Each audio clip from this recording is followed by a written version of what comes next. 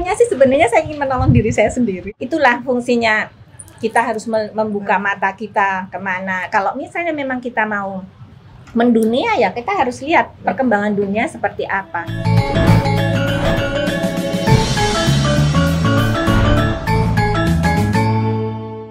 Halo Bu Delia, selamat datang di podcast Sing Tangguh Sing Sabar Bu. Ini podcast kita dengan tujuan memberi inspirasi dan saling menguatkan sesama wanita Bu. Jadi terima kasih Ibu mau menjadi tamu saya hari ini. Terima kasih Mbak Desi, saya sudah diundang di podcast Mbak Desi. Semoga apa yang saya sampaikan bisa bermanfaat, menjadi inspirasi buat wanita-wanita di luar sana tentunya Bu. Semoga. Diawali mungkin kita lebih mengenal Ibu, bisa Ibu ceritakan siapa Ibu Delia itu? Boleh, nama saya Delia Murdihartini, saya asli Jogja dan saya berkarya di Jogja. Saya berusaha di bidang kerajinan tangan. Dan karena saya senang sekali dengan barang-barang mode, kerajinan tangan di Jogja ini saya kreasikan menjadi tas perempuan dari kerajinan tangan asli Jogja. Saya kombinasikan dengan tren mode yang ada di dunia sehingga menjadi produk tas waktu itu khusus untuk ekspor. Wow, luar biasa. Siapa aja pekerja-pekerjanya Bu, dari mana aja? Maaf ya kalau ini agak gender ya.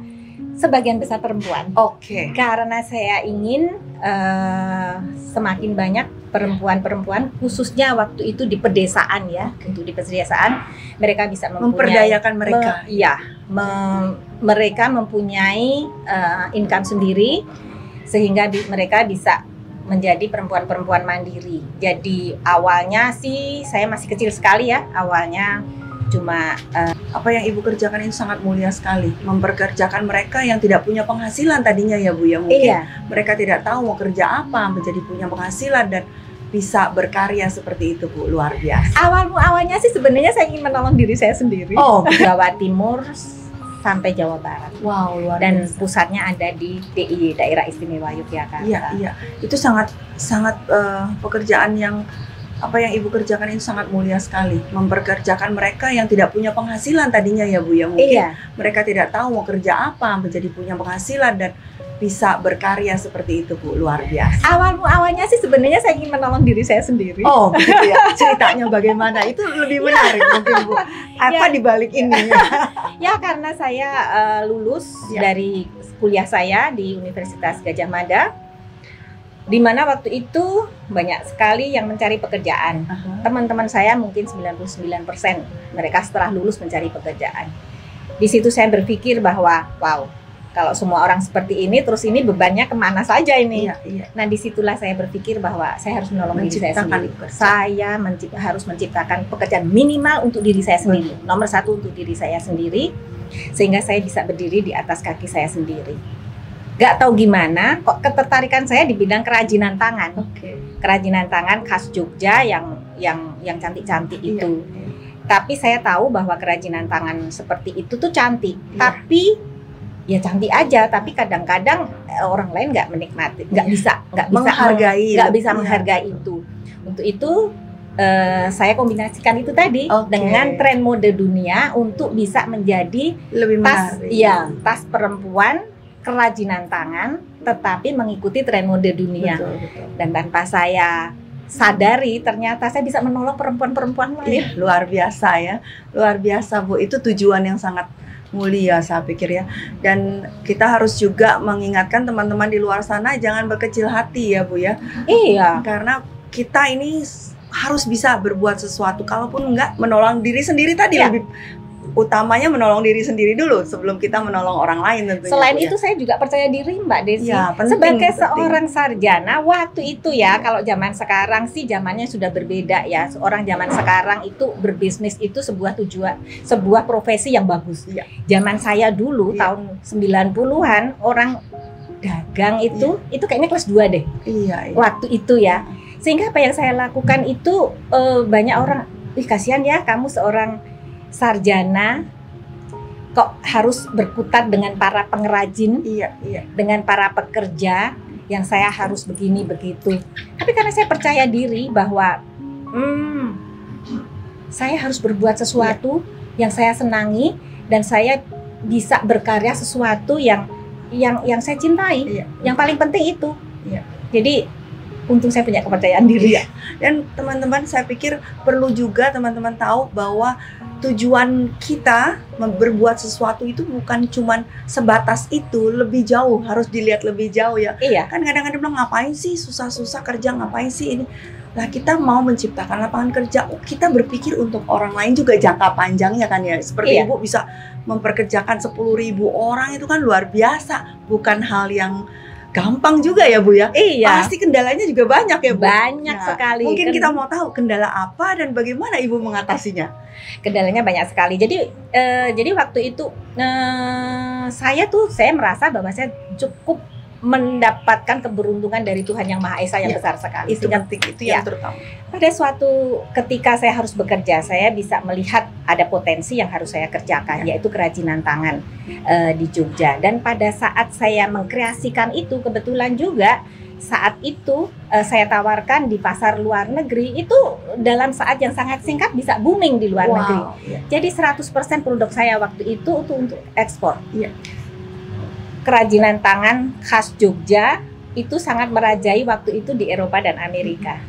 Dan banyak sekali kendala-kendala yang saya alami karena apa? Ini kerajinan tangan yang dikerjakan di desa-desa. Jadi saya punya workshop waktu itu, dan setelah 2 tahun saya mempunyai pabrik yang besar. Itu untuk assembling. Jadi pekerjaan kerajinan itu dikerjakan di desa-desa. Oke. Di desa-desa, dari 10.000 orang itu tidak ada di pabrik saya. Di pabrik saya hanya ada kira-kira 800 orang untuk merangkai kerajinan yang dibikin di desa-desa itu menjadi finished product. Jadi bayangin, itu kerajinan tangan dari tangan 10 orang yang berbeda-beda, tapi saya harus membuat sepresisi mungkin. Iya. Itu kerja keras yang kalau saya membayangkan, iya ya, waktu itu saya pernah mencapai seperti itu ya. Itu kaget sendiri. Iya, tapi waktu itu saya nggak merasa bahwa amazed sendiri Ibu ya. Amazed kalau sendiri lihat ke belakang ya. Iya, tapi karena waktu itu tujuan saya adalah saya harus bisa coba ada order dari 500 bisa menjadi tiba-tiba 5.000, tiba-tiba 10.000. Bahkan saya pernah mendapatkan order untuk Amerika, khusus untuk Amerika itu 125.000 buah per bulan. Kerajinan tangan. Iya. Itu saya tidak mungkin menolak karena saya tahu bahwa kesempatan itu tidak datang 2 kali. Betul. Dan apa yang kita dapatkan itu pasti kita mampu melakukannya jika kita benar-benar mau merealisasikannya. Betul. Nah, ketangguhan itu yang harus kita punya Ya. Dan untungnya saya punya. Ya. Karena ya itu tadi, saya tidak boleh menyia-nyiakan kesempatan yang sudah datang kepada saya, dan keberuntungan yang ada pada saya itu mungkin tidak dipunyai oleh semua orang. Betul. Sehingga saya menjemputnya dengan cara yang mari. Betul. Jadi teman-teman, sebenarnya kita semua bisa. Yang penting mau ya Bu ya. Yang penting mau. Kadang-kadang kan kita dengar bilang, tapi kan gua nggak bisa, tapi kan saya nggak bisa. Saya bilang, kamu bukannya nggak bisa, tapi nggak mau gitu. Iya. Ya. Dan prinsip Buktinya saya yang di daerah-daerah wanita-wanita sederhana semua bisa mengerjakan. semua ya, bisa Bu, ya? mengerjakan. Coba sebuah kerajinan tangan yang dibikin tangan tapi dia bisa presisi. Iya. Waktu itu batas toleransi dari buyer saya di Amerika itu hanya 0,5%. Bayangin, 1 mili, 2 mili yang. Tapi ternyata dari ketangguhan tim saya, bukan saya, tim saya untuk melakukannya, kita bisa kok. Jadi kerajinan tangan tapi orang melihat sangat presisi dan tidak pating laptop ya. Iya, betul. Iya, dan itu bisa. Dan perempuan-perempuan di pedesaan waktu itu sangat antusias ya, mereka yang biasanya mereka harus berpanas-panas ke ladang, dia bisa Ada sesuatu yang baru buat mereka. jadi ya? pagi-pagi dia bisa ke ladang, Iya. pada saat siang hari dia bisa di rumah untuk mengerjakan sambil itu. mengerjakan rumah, itu. sambil menjaga Iya. anak, ada kerjaan ya Bu ya. Iya, dan itu bisa menambah income mereka. Bahkan lucunya lagi, dalam perjalanannya para bapak juga bikin. Jadi para bapak tuh bisa ngerajut pada perjalanannya. Betul. Iya, jadi ini benar-benar bisa membuat dan desa itu jadi bersih kan, karena semua orang anak-anaknya juga bisa nggak pergi kemana-mana tapi bisa diasuh di rumah, ibunya merajut. Iya. Jadi menyenangkan sekali. Ya, walaupun kendalanya banyak sekali dulu itu ya, misalnya kita bikin kerajinan ya, mereka sambil masak. Jadi pas saya itu kecipratan.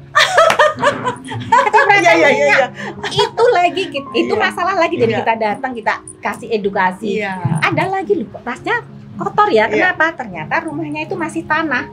Itu kita bantu untuk membuat semen dan lain sebagainya. Jadi yang kita lakukan itu tidak hanya memberikan pekerjaan, tadi memberikan mereka juga pengetahuan, edukasi dan lain sebagainya. Bahkan untuk dia terima berapa kilo, setor berapa kilo, dapat uang berapa, itu kita ajari juga administrasinya. Jadi kita didik di situ juga. Produk-produk itu kan, Ibu itu kan sangat menarik. Doa itu sangat menarik, warnanya yang luar biasa, benar-benar eye catching gitu ya Bu ya. Idenya dari mana Bu, kok bisa Ibu maunya bikinnya warna-warni seperti itu? Idenya dari luar negeri pastinya karena pusat mode dunia itu ada di Paris dan London dan Milan ya. Jadi selama saya bekerja, sebelum awalnya saya mempunyai perusahaan ini adalah 100% produk saya untuk ekspor. 100% untuk ekspor. Jadi saya bekerja dengan desainer-desainer dari Eropa dan Amerika. Dari pengalaman saya 20 tahun, saya jadi tahu bagaimana membuat desain, bagaimana mengambil warna-warna yang akan menjadi tren ke depannya. Jadi setelah hampir 20 tahun saya ekspor, saya membuat brand Doa. Jadi brand Doa itu baru ada tahun 2008. Pada saat launching kan sudah begitu semaraknya. Ya karena pengalaman saya sebelumnya, saya 20 tahun saya bekerja dengan desainer-desainer dari Eropa dan Amerika. Sebelum itu jadi belum pakai Doa, Bu? Belum. Saya dulu produksi saya untuk brand-brand terkenal di sana. Jadi ada Desak, ada Missoni, Mazzini, Gianfranco Ferré, Biasia Francesco, itu klien-klien saya. Makanya warna-warnanya Ibu udah tahu ya. Dan saya, tapi untuk Doa sendiri juga saya tidak bisa berleha-leha gitu aja. Untuk Doa, saya setahun sebelum pandemi, saya setahun 2 kali, saya ke Paris dan Milan. Pada bulan Februari dan bulan September. Saya ke sana untuk saya melihat Fashion Week selain Fashion Week, saya ada di sana, ada Premier Vision, ada Mipel, ada itu yang saya harus lihat.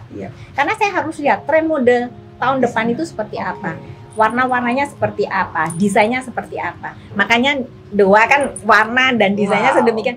Ya itu karena idenya, ya kita nggak boleh mungkiri ya bahwa pusat mode dunia itu ada di Paris, Milan, kita nggak boleh tutup mata, harus buka mata ya. Teman-teman yang punya produksi di Indonesia, jangan pikir kita punya udah bagus, kita harus lihat dunia itu kayak apa ya. Dan jangan dikira ini bagus, ini.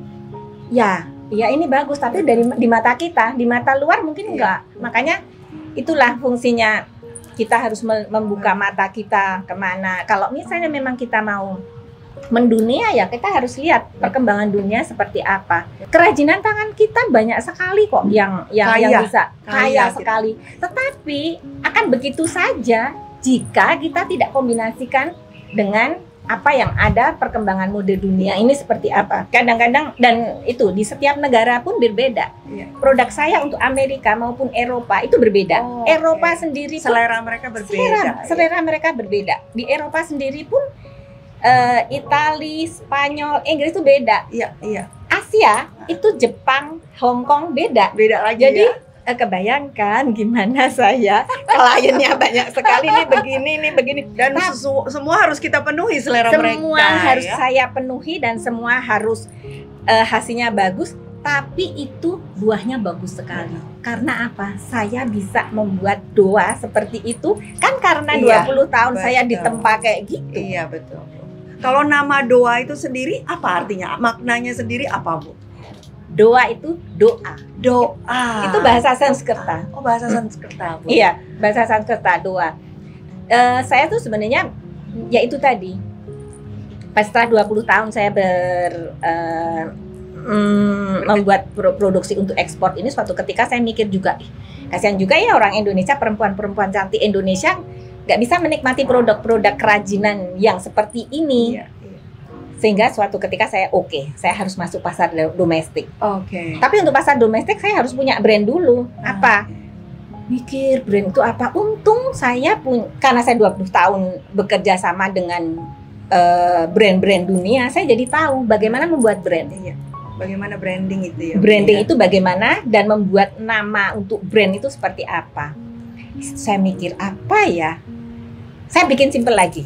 Oke, nama saya Delia. Depannya D. Oke, D. D apa ya? Yang nama itu mudah diucapkan. Penting itu, mudah diingat dan mudah diucapkan. Mudah diingat dan mudah diucapkan, dan jika diucapkan oleh orang-orang dari berbagai bangsa, itu hampir sama. Terus maknanya bagus. Saking bingungnya saya punya buku Kamus Bahasa Sanskerta. Saya buka, bismillah, saya buka D dulu, saya ada nama doa di situ. Oh, langsung doa. Iya, waktu D itu langsung doa. Langsung doa. Artinya apa? Doa. Saat itu juga langsung saya patenkan. Itu nggak kebetulan, Bu. Tuhan langsung tunjukkan itu. Iya kan? Itu tahun 2007 sebelum saya punya doa loh. Jadi begitu saya pengen punya brand gitu. Begitu saya ini langsung saya patenkan, dan akhirnya saya mantap, saya membuat brand untuk domestik. Jadi pada saat saya bekerja untuk develop untuk koleksi, saya sudah punya brand ini, dan pada saat saya launching tahun 11 April 2008, saya sudah legal bahwa sudah paten itu sudah keluar untuk saya, nama doa itu. Luar biasa, Bu. Tapi dalam hal ini pemerintah ada kasih support apa, Bu? Kemudahan apa untuk ekspor mungkin? Oh ya, waktu dulu saya ekspor itu banyak sekali. Waktu itu tahun 1991. Saya kan mulai ekspor tahun 1990. Ekspor saya kecil-kecil karena saya dapatkan buyer itu di Jogja, sekitar Jogja. Turis-turis Jogja itu saya tariin ke tempat ke workshop saya. Beli ini dong. Ekspor nanti ke Sweden 500 biji lah ini. Di situ saya berpikir ya, kalau saya nungguin gini, kapan saya bisa gede? Kalau saya nungguin gini, mana orang di luar negeri tahu ada saya gitu. Akhirnya saya yang bisa membuat produk saya terkenal itu adalah saya berpameran di luar negeri. Ikut pameran.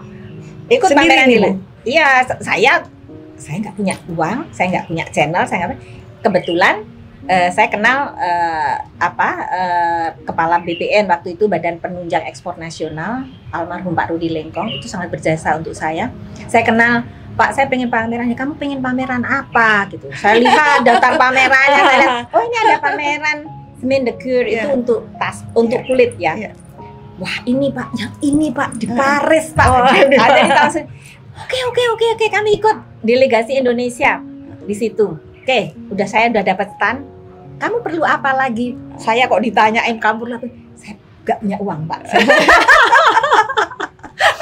Saya nggak punya uang Pak. Kamu sekarang ada itu waktu itu ada Dewan Penunjang Ekspor, itu ada dana untuk membantu pengrajin pengusaha kecil waktu itu. Sehingga pameran saya yang pertama di Paris tahun 1991 itu yang membuat saya bisa bertemu dengan desainer-desainer dari manapun, dan saya juga nggak tahu ada dari Indonesia, dari Jogja yang begitu sangat kecil, saya bisa bertemu dengan klien-klien yang begitu besar. Itu awal semuanya ya Bu? Awal semuanya, makanya itu dari saya punya produk di sekali ekspor 500 bisa 1 kontainer, 2 kontainer, 3 kontainer. Nah itu selama 10 tahun saya itu nggak bergaul loh Mbak Desi. Konsentrasi kerjaannya. Pabrik saya ada kamar tidurnya. Karena saya harus memenuhi semua. Karena waktu itu penting banget ya Bu. Waktu itu penting banget, dan saya harus pergi keliling dunia untuk ke klien-klien saya untuk menawarkan produk. Pulang saya harus mengawal produksi itu. Kebayang kan? Jadi ya saya waktu itu bukan makhluk sosial lah. Tapi saya tahu bahwa suatu ketika semua ada waktu. Jadi waktu itu ya mumpung saya muda, saya lakukan semua. 100% fokus itu perlu. Buat ibu-ibu muda, fokus itu perlu ya. Dan jangan khawatir kita nggak bisa bergaul. Suatu ketika kita akan bisa bergaul. Kadang-kadang kan begitu, Bu. Aduh, nanti ngomong apa? Saya kalau ketemu nanti bagaimana? Ada sih begitu. Ibu-ibu banyak yang seperti itu karena biasa di rumah kan, Bu ya. Iya. Tapi kan itu sebenarnya begitu kita ketemu akan datang sendiri ya, Bu ya. Iya, betul. Itu 10 tahun saya nggak ngapa-ngapain. Saya nggak ketemu orang. Saya bukan makhluk sosial. Saya adanya di pabrik. Urusan saya adalah pabrik dan klien. Saya pergi ke luar negeri terus. Saya begitu pulang saya harus full bekerja. Ya, betul. Tapi saya yakin suatu ketika kalau semuanya sudah berjalan dengan baik dan sudah tertata dengan baik, saya bisa bergaul lagi. Seperti sekarang ini, Bu, sudah lebih bersosialisasi, santai. Seperti sekarang sudah bisa ketawa-ketawa, Bu. Kalau dulu, wah mikirin kerjaan terus, Bu ya. Nggak ada ketawa dulu, nggak tegang karena ordernya banyak dan saya harus bertanggung jawab. Saya sudah kontrak. Betul. Karena kalau saya fail, kalau saya gagal di sini, yang dirugikan banyak sekali. Betul. Tidak hanya buyer saya, tapi itu jaringan toko-toko dan lain sebagainya itu akan. Satu lagi yang kita bisa dapat, kita harus bertanggung jawab. Kita harus bertanggung jawab dengan apa yang sudah kita mulai ya, Bu. Iya. Jangan nggak bertanggung jawab kalau ada apa-apa terus kita putus asa terus nggak mau tahu. Nggak boleh. Nggak boleh. Ini sangat sungguh luar biasa untuk kita menjadi inspirasi buat kita, untuk kita banyak belajar ya, Bu ya. Dari Ibu terima kasih banyak ini, Bu Delia. Hari ini benar-benar banyak belajar dari Ibu. Semoga apa yang saya sampaikan ini bermanfaat ya. Kita harus berani, kita harus tangguh, kita harus sabar juga menunggu waktunya. Harus sabar menunggu waktunya. Saya sabar sekali loh nunggu waktu itu.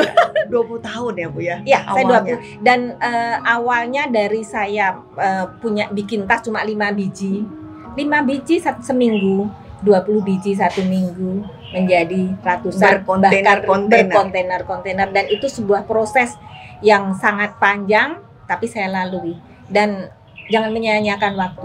Kalau begitu ada kesempatan, mari kita masuk. Kesempatan tidak datang 2 kali. Tidak datang 2 kali. Dan setiap ada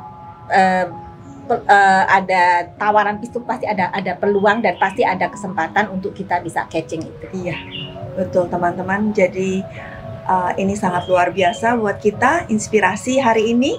Terima kasih banyak Bu Delia. Ini benar-benar pengalaman berharga ketemu Ibu, bisa cerita begitu banyak pengalaman Ibu. Terima kasih banyak sudah menjadi tamu saya di podcast Sing Tangguh Sing Sabar ya, Bu. Terima kasih Bu Desi, semoga sukses selalu. Amin, Ibu juga sehat-sehat selalu. Amin.